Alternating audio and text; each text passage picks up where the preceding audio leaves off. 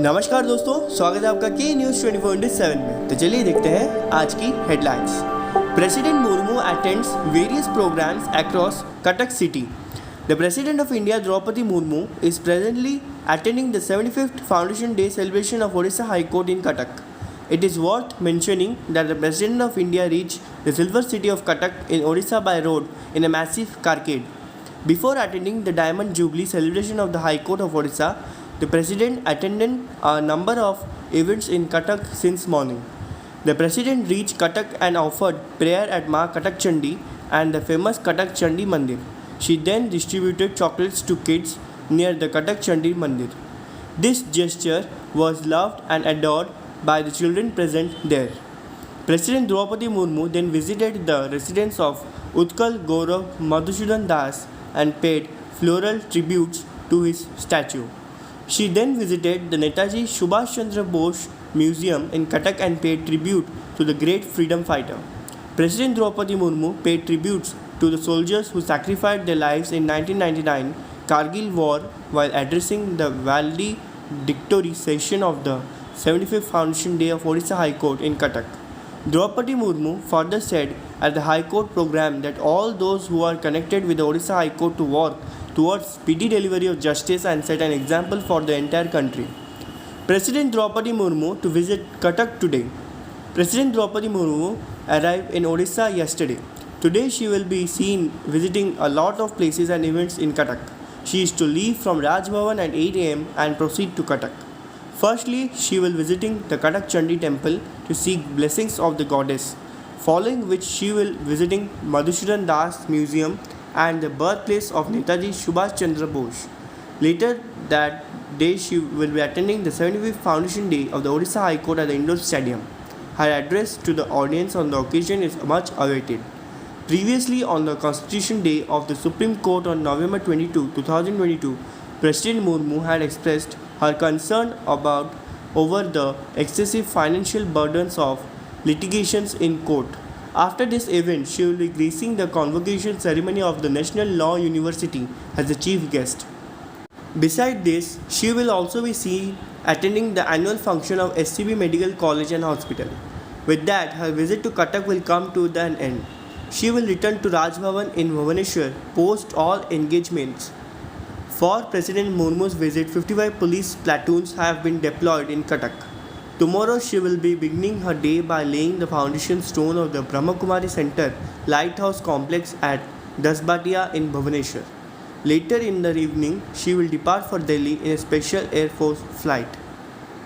Reshuffle in BJP's sparks discontent in run-up to 2024 LS elections. As the opposition Bharatiya Janata Party BJP in Himachal Pradesh gears up for the 2024 Lok Sabha elections, a recent organizational reset by state unit head Rajiv Bindal had reignited a rift in the Saffron party. Bindal took over the reins of the state BJP for the second time in April after the party lost to the Congress in December 2022. The BJP won 25 seats in the 16-member assembly, securing 43.5% of the votes, while the Congress bagged 40 seats and got 43.9% of the votes. Bindal was appointed state party president while the Shimla Municipal Corporation elections were being conducted. The BJP managed to win only 9 seats, securing 40.58% votes, while the Congress emerged victorious in 24 seats, securing 51.77% votes. The CPI won 1 seat with 7.65% votes. India PM Narendra Modi to face no confidence vote in Parliament. India Prime Minister Narendra Modi's government will face a no confidence vote in Parliament amid deadlock with the opposition over violence in the state of Manipur. A lawmaker from the opposition Congress party tabled a no confidence motion on Wednesday. Mr. Modi's government won't lose the vote as his party has its allies have a clear majority in Parliament. But opposition leaders said the move will force Mr. Modi to speak on Manipur. They have been demanding that he address Parliament on ethnic clashes in the state which broke out in May between the majority Meitei group and the tribal Kuki minority. At least 130 people have been killed and tens of thousands displaced in the violence. Last week, a video that showed two women being paraded naked by a mob had sparked global outrage and condemnation. It also forced Mr. Modi to break his silence on Manipur. He said that the incident had shamed India and that the attackers wouldn't be spared.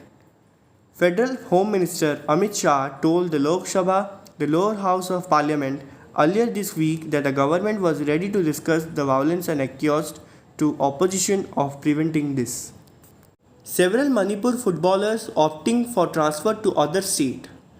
After the high of the Tri-Nation football tournament in Imphal in March, when nearly 25 to 30,000 people packed the stadium to watch the India team, which had 7 players from Manipur in action, the young footballers in the state are now facing uncertain times. The mindless violence over the last few months has turned their lives upside down. According to the state football officials and professional players who were part of the Manipur Stage League (MSL) last session, there has been an exodus of players while many are now in the forefront to protect their villages from rioters. I was at my village border with a licensed gun for many nights to protect my villages from attack. A professional footballer who played in the MSL told TOI from Manipur. 66 years after returning to Russia, mathematician is in exile once more. A century after his father and mother fled Russia to escape the Bolsheviks, renowned mathematician Alexei Solzhenitsyn found history repeating itself when President Vladimir Putin invaded Ukraine. Brought up in France and the United States, Solzhenitsyn moved to the land of his parents, birthed in 1957 and carved out a distinguished academic career. But at 85, he is now in exile once more. When Putin launched the war last year, he left with 2 suitcases in the middle of the night. I had no hesitation, I immediately did whatever was possible to get out, Solzhenitsyn told Reuters in a phone interview. Odisha notes to 8 investment projects of Rs 1,250 crore to employ 3,640 people. The Odisha government on Tuesday approved 8 investment projects worth Rs 1,250 crore, which will generate employment for 3,640 people, an official said.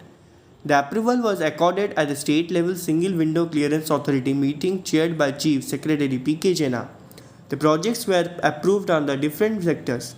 In the apparel and textile sector, BK International Private Limited has been allowed to set up a manufacturing unit for socks, projected to bringing in an investment of Rs 52 crore and generate employment for 800 individuals, the official said. Mamta Fabrics Private Limited ready-made garments manufacturing unit will be established with an investment of Rs 50 crore and is anticipated to offer employment opportunities to 2,000 individuals, further fortifying the textile industry in Khordha. ऐसे ही और news को जानने के लिए जुड़े रहिए के news 24/7 के साथ।